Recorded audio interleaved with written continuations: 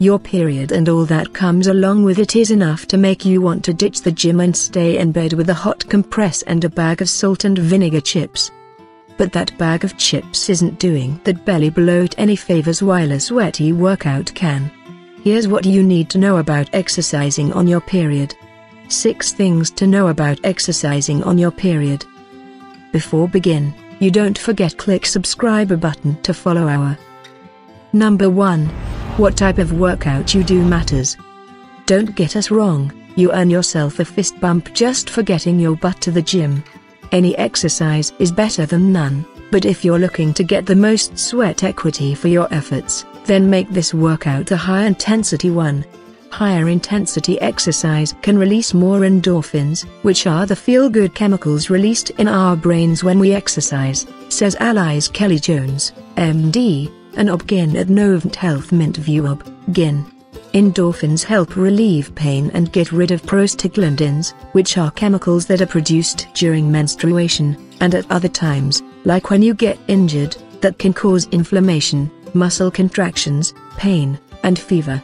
So the more endorphins you release, the less period pain you feel. Another reason to go for box jumps over yoga? Sex hormones. Progesterone and estrogen levels are actually at their lowest point during menstruation, says Kelly Jones, and that means your body is able to access carbohydrates and glycogen more easily than they can when estrogen is at an all-time high, the middle of your cycle. That means the fuel your body needs to power through an intense set is more readily available, and you can push harder to get the most out of short bursts of fast-paced movements. Number 2. Cardio is better than strength training. If your goal is to alleviate symptoms, then the week of your period is when you should focus more on the treadmill and less on the barbell. Research shows that there's a direct correlation between aerobic capacity and the severity of PMS symptoms. When your aerobic exercise goes up, the PMS symptoms go down. But when the scientists looked to see if the same thing happened with anaerobic power, so strength training, they found that there was no significant connection between the two variables. Not to mention that your body temperature is actually lower when you're on your period, thanks to the drop in hormones. This increases the amount of time it takes your body to tire, and you can store more heat without exhausting your central nervous system.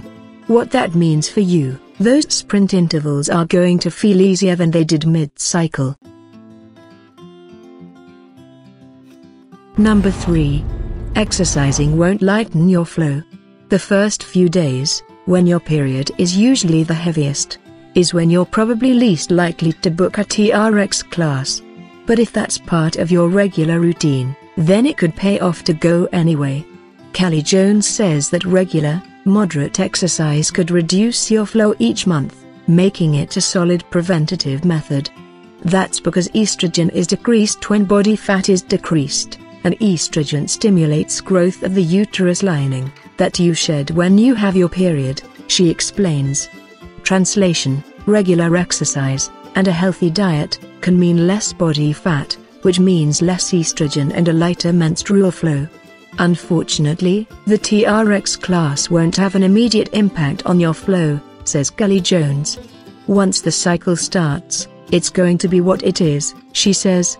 Since your uterus lining has already been thickened throughout the month, by the time you get your period it's simply in the process of shedding it because you're not pregnant. So getting your sweat on won't change how heavy your period is right now. Number 4. But it can help with other symptoms. Okay, so you may not be able to avoid a heavy period if you took a workout hiatus, but getting back into it can help with other symptoms, like that god-awful belly bloat. As you sweat during exercise, your body is shedding water, which may relieve some bloating, says Kelly Jones. There have also been studies that connect a higher level of overall physical fitness with fewer PMS symptoms. Case in point, research published in the Crescent Journal of Medical and Biological Sciences shows that if you work out 3 times a week, specifically making time for moves that get your heart rate up, then symptoms like headache, fatigue, and breast pain can be lessened. Number 5. You're not more likely to get injured. Yes, it's a good idea to squeeze in a quality HIIT session when exercising on your period. And no, there is no reason to worry about an increased risk of injury. Adjusting your activity while you have your period is really a myth, Kelly Jones says. Everything is fair game, unless you bleed very heavily and become anemic. Then you might feel more fatigued, so you may not be able to go as hard as you normally do. Research backs her up. While scientists have found that women are more likely to get ACL injuries at certain points of their cycle, that risk increases during the pre-ovulatory phase, which is when hormones start being produced again. The ovaries are stimulated, and an ovarian follicle starts to mature. That typically occurs from days 9 to 14 of a 28-day cycle, so yeah, it's after you get your period. The first day of your period is considered day 1 of your menstrual cycle, says Kelly Jones. Not to mention that, even though a woman's risk of injury is higher, research also shows that neuromuscular training can cut that risk in half. Researchers discovered that the risk increases because there's a difference in the way women's knees move during menstruation compared to ovulation. But Timothy E. Hewitt, Ph.D., who has been studying the effect of the menstrual cycle on injury for more than 15 years, found that when athletes were taught how to reduce load on their knees and ankles and build up strength and coordination, the rate of ACL injury, ankle injury, and kneecap pain fell by 50 to 60%. So simply strengthening and learning how to properly move your body while you work out can help, period or not. In other words, have no fear and keep on busting reps like your badass self. Number 6. And your performance will still rock. Unless you have extremely heavy bleeding, like Kelly Jones mentioned above, it's not likely that you'll have a worse workout.